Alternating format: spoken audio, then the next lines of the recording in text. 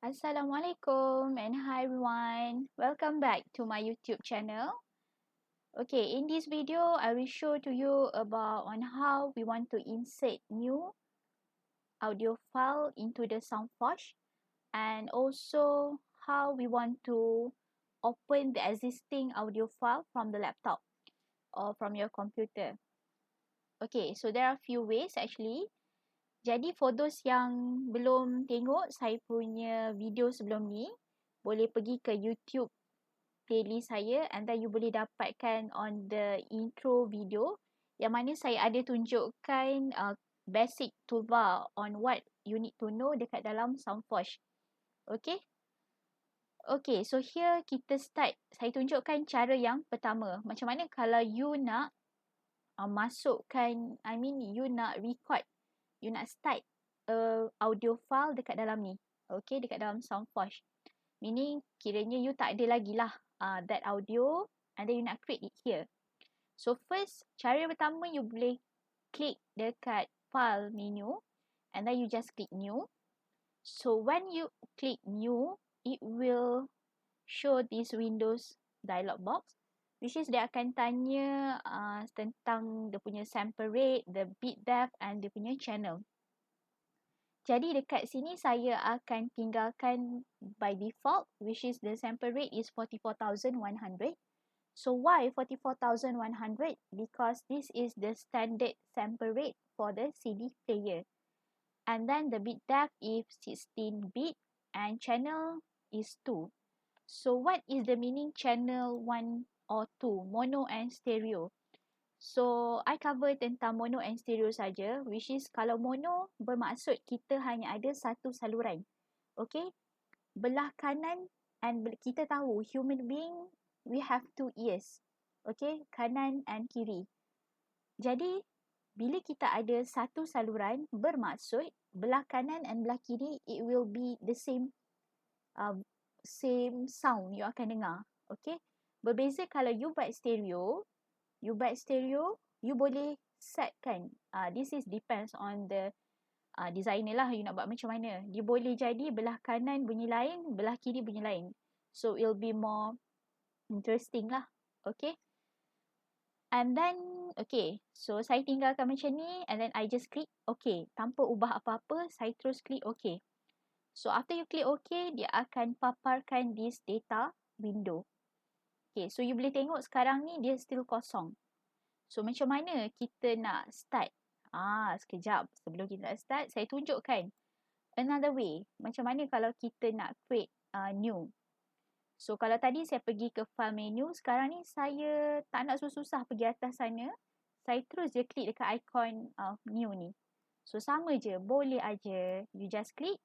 And then, it will show the data window.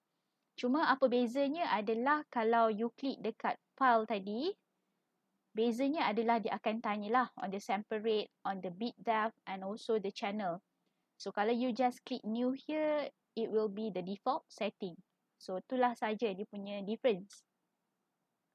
Okay, so sekarang ni saya nak tunjukkan cara macam mana kita nak start ni. Okay, saya nak start record dekat dalam SoundForge directly because of I don't have any audio file, for example. So, ada dua cara. So, saya boleh sebenarnya directly. Bila kita dah create new tadi, you can just click on the record and then it will record your voice, your sound, your audio. So, I just click here. My name is Nurul Syuhada Fatana binti Rosti. So, it will record my voice. So, for example, right now, I use the microphone. I use the earphone to make a better sound actually. Instead of using the system sound. Okay, I try to play it. You can play it here. My name is Nurul Syuhada Fatana binti Rosti. Okay, so you boleh dengarkan apa yang dah di-record tadi. Okay, sekarang ni, macam mana kalau you try nak record tapi tak naik apa-apa? I mean, tak keluar apa-apa sound. Tak ada naik waveform ni. Macam mana? Okay, you can go here, option.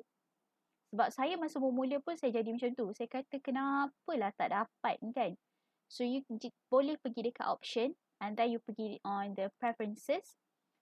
You click on the audio and then dekat sini ada dua, playback ataupun record. So you click on the playback, you pilih. Okay, yang mana?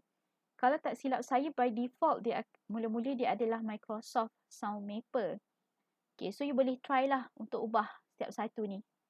Okay, sama ada you nak gunakan Windows Classic Wave Driver, Direct Sound ataupun Windows Classic. You try satu-satu. Okay, sampailah jadi. Okay, and then after you change everything, the setting, and then you just click OK. Okay, yang tu cara yang pertama. Kita create new file and then you click the record button here. Okay, cara yang kedua adalah, okay, this one saya tak save.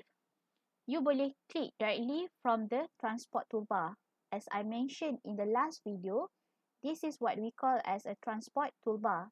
Jadi dekat transport toolbar ni, we have the record button. So you just record it here. After you click, automatically it will record your voice, your sound and your audio, of course. So I stop, I play here. After you click, automatically it will record your voice, your sound and your audio, of course. So itulah. Jadi bila you click, memang dia akan terus automatically record your sound. Okay, itulah. Ada dua cara tadi yang saya tunjuk. Kalau saya prefer you create new dulu and then baru you play. You record.